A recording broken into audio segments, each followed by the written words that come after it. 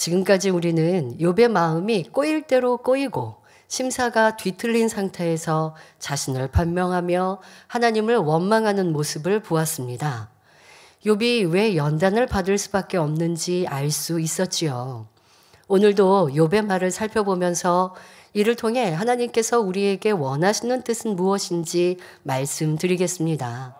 욥기 9장 13절부터 14절에 하나님이 진노를 돌이키지 아니하시나니 라합을 돕는 자들이 그 아래에 굴복하겠거든 하물며 내가 감히 대답하겠으며 무슨 말을 택하여 더불어 변론하랴 말합니다.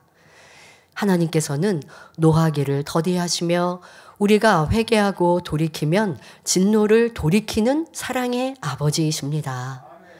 하나님은 참으로 회개하는 자에게는 진노를 돌이키시고 긍휼과 용서로 대해 주십니다. 시편 103편 12절에 동이 서에서 먼 것 같이 우리 죄가를 우리에게서 멀리 옮기신다 말씀하셨고, 히브리서 8장 12절에 내가 저희 불의를 긍휼히 여기고 저희 죄를 다시 기억하지 아니하리라 약속하셨습니다. 우리가 회개하고 돌이키기만 하면 지난 죄를 영원히 기억하지 아니하시겠다 말씀하시니 이 얼마나 감사한 일입니까? 자, 그런데 이렇게 좋으신 하나님을 욥은 오해하여 진노를 돌이키지 않으시는 하나님이라고 말하고 있습니다. 자, 그러면 여기서 라합은 무엇을 의미하는 것일까요? 이사야 30장 7절에 내가 애굽을 가만히 앉은 라합이라 일컬었느니라 하였고, 이사야 51장 9절에 여호와의 팔이여 깨소서 깨소서 능력을 베푸소서 옛날 옛 시대에 깨신 것 같이 하소서 라합을 점이시고 용을 찌르시니가 어찌 주가 아니시며 라고 말씀합니다. 즉 라합은 애굽을 의미한다는 것을 알 수 있지요. 또한 라합을 돕는 자들이란 바로 요셉과 그 형제와 그 후손들을 의미합니다. 욥은 이스라엘 백성을 애굽의 노예로 전락시킨 나쁜 하나님이라고 말하고 있는데 이는 하나님의 섭리를 모르기 때문에 하는 말입니다. 그렇다면 하나님께서는 왜 이스라엘 백성들을 애굽에서 종살이하도록 두신 것일까요? 이는 축복을 주시기 위함이었습니다. 하나님께서는 아브라함의 제사를 기쁘게 받으시고 그에게 축복의 말씀을 주시면서 동시에 훗날 그의 후손들이 겪게 될 일에 대해 구체적으로 알려주셨습니다. 창세기 15장 13절부터 14절에 내 자손이 이방에서 객이 되어 그들을 섬기겠고 그들은 400년 동안 내 자손을 괴롭게 하리니 그 섬기는 나라를 내가 징치할지며 그 후에 내 자손이 큰 재물을 이끌고 나오리라 말씀하셨습니다.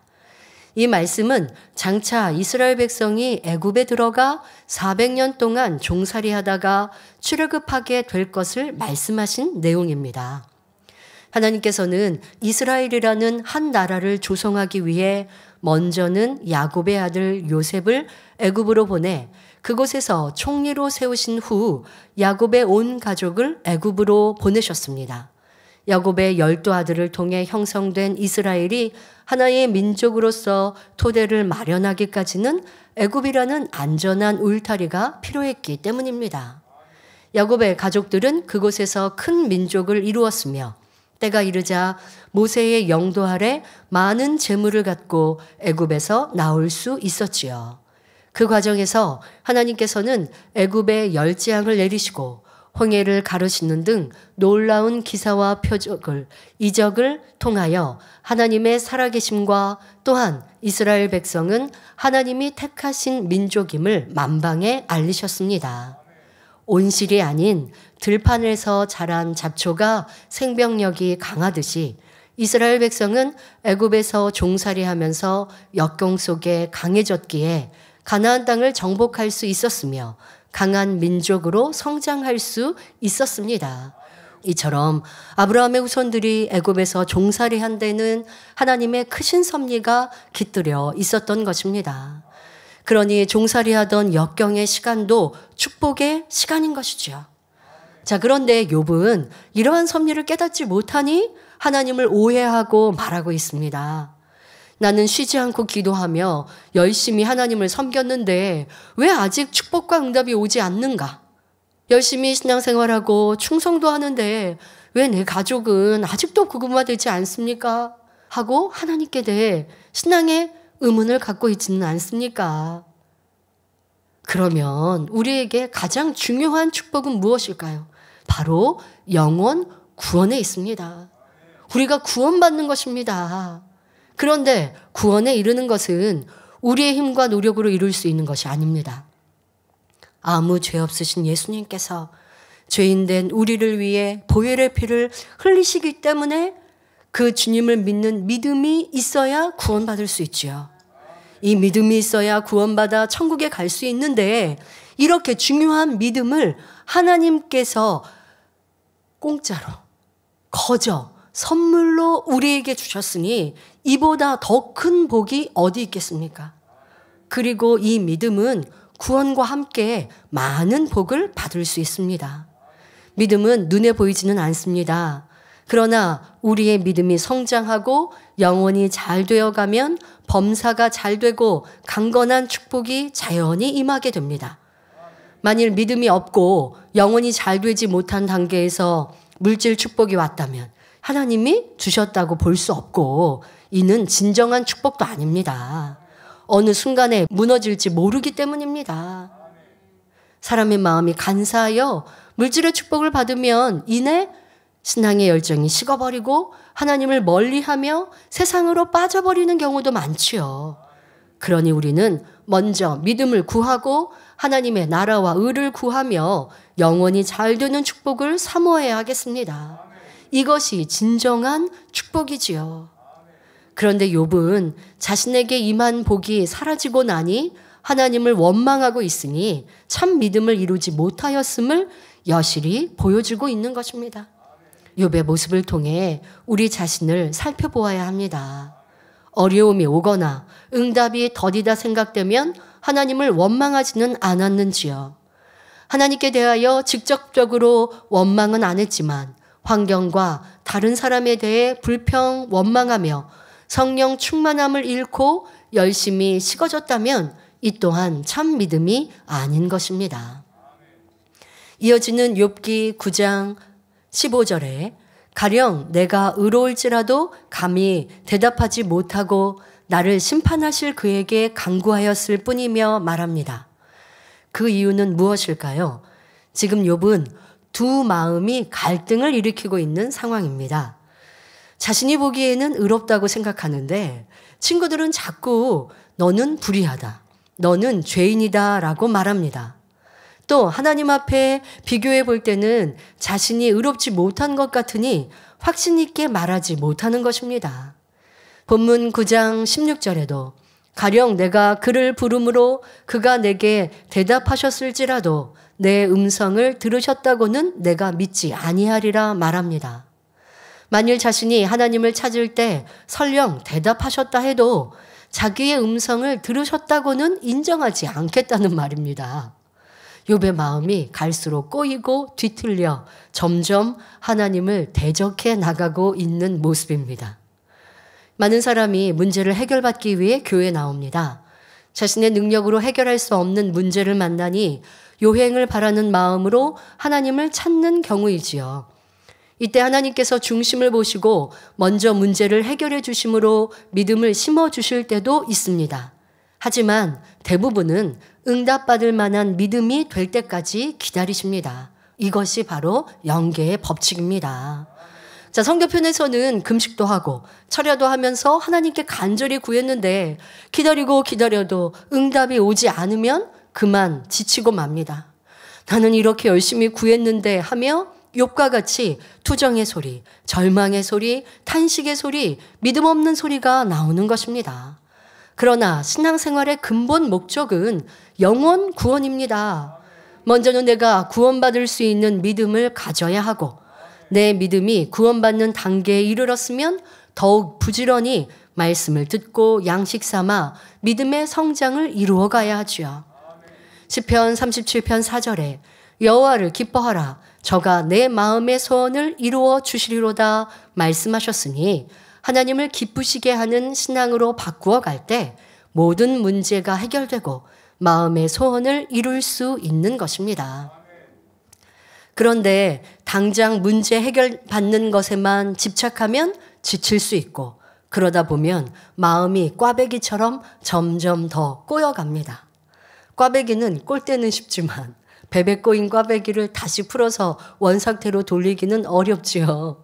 그러므로 하나님 앞에서나 사람 사이에도 마음이 꼬이기 시작할 때 얼른 풀어버리는 것이 현명합니다. 욥은 마음이 꼬일 대로 꼬여서 불평의 소리가 계속됩니다. 욥기 9장 17절부터 18절에 그가 폭풍으로 나를 꺾으시고 까닭없이 내 상처를 많게 하시며 나로 숨을 쉬지 못하게 하시며 괴로움으로 내게 채우시는구나 말합니다. 폭풍으로 꺾으셨다는 것은 욥이 지금까지 겪고 있는 엄청난 고난을 표현한 말입니다. 즉 하나님께서 하루아침에 욥의 모든 재산과 자녀들을 빼앗아 가셨고 머리부터 발끝까지 악창으로 치셨다는 것이지요. 또 하나님이 까닭없이 상처를 많게 하셨다 했는데 이처럼 욥의 입술에서 나오는 말만 보아도 얼마나 실수가 많고 큰 죄를 짓고 있는 모습입니까? 출애굽기 15장 26절에 말씀한 대로 모든 질병의 원인은 하나님의 말씀을 어긴 데서 출발합니다. 하나님이 폭풍으로 욥을 꺾으신 것이 아니며 욥에게 이유 없이 질병이 임한 것이 아니지요. 우리도 치료받고 응답받고자 바란다면 먼저 자신의 죄의 담, 진리에 합하지 않은 행함과 말, 생각과 마음을 돌아보며 회개해야 합니다. 그럴 때 치료해 주시고 문제 해결해 주시지요. 만일 깨끗한 질병으로 연단이 왔다면 욥은 마음에 있는 악이 밖으로 나오지 않았을 것이고 그러면 자신의 악을 발견할 수 없었을 것입니다. 악이 드러나야 스스로 발견을 하고 회개하고 돌이킬 수 있기 때문에 그처럼 연단하실 수밖에 없었던 것입니다. 욥은 심지어 하나님이 숨도 쉬지 못하게 하시며 괴로움으로 채우신다고 원망합니다. 그러나 하나님은 자녀들을 괴로움으로 채우시는 분이 아니라 자녀들에게 축복 주시고 영광 받기를 원하시는 분입니다. 민수기 6장 24절부터 26절에 여호와는 내게 복을 주시고 너를 지키시기를 원하며 여호와는 그 얼굴로 내게 비추사 은혜 베푸시기를 원하며 여호와는 그 얼굴을 내게로 향하여 드사 평강 주시기를 원하노라 하신 말씀대로입니다. 부모님들은 학교에 다니는 자녀들이 학업에 지쳐 피곤해하는 모습 보셨을 거예요. 자, 그런 자녀들을 보면 부모님들 마음이 사실 안쓰럽고 딱하실 거예요. 안타까우실 거예요. 그러면 그런 마음이 드니까 아이들이 피곤해하고 힘들어하니까 공부하지 말라고 말할 부모 계십니까? 또 자녀가 빗나갈 때 그럴 때 매를 들어서라도 옳은 길로 인도하고자 하실 것입니다. 미워서 야단치는 것이 아니라 사랑하니 훈계하는 것이지요. 마찬가지로 하나님께서도 자녀들을 사랑하시기 때문에 더욱 아름답고 큰 그릇으로 만드시기 위해 이모 저모로 연단을 하십니다. 혹 자녀들이 죄 가운데 빠질 때는 돌이킬 수 있도록 징계를 내리기도 하십니다. 죄의 결과는 영원한 사망, 곧 지옥이 기다리고 있기 때문입니다. 또 자녀들이 돌이켜 하나님의 뜻 가운데 살아갈 때는 놀라운 축복으로 함께해 주시며 영원한 천국으로 인도해 주시지요. 이러한 하나님의 사랑을 믿는 사람들은 좋은 일이 있을 때뿐만 아니라 어려운 일이 있을 때도 변함없이 기뻐하고 감사할 수 있습니다. 욥은 아직 자신의 근본을 발견하지 못하여 회개하지 못하고 있으며 하나님의 깊은 사랑을 깨닫지도 못하므로 오해와 원망이 계속됩니다. 그러나 욥기의 결말을 보면 결국은 하나님께서 욥을 만나주심으로 욥은 통회자복하고 모든 것을 회복할 뿐 아니라 이전보다 갑절의 축복을 받아 누리게 됩니다. 그래서 야고보서 5장 11절에 보라 인내하는 자를 우리가 복되다 하나니 너희가 욥의 인내를 들었고 주께서 주신 결말을 보았거니와 주는 가장 자비하시고 긍휼히 여기시는 자신이라 말씀하셨습니다.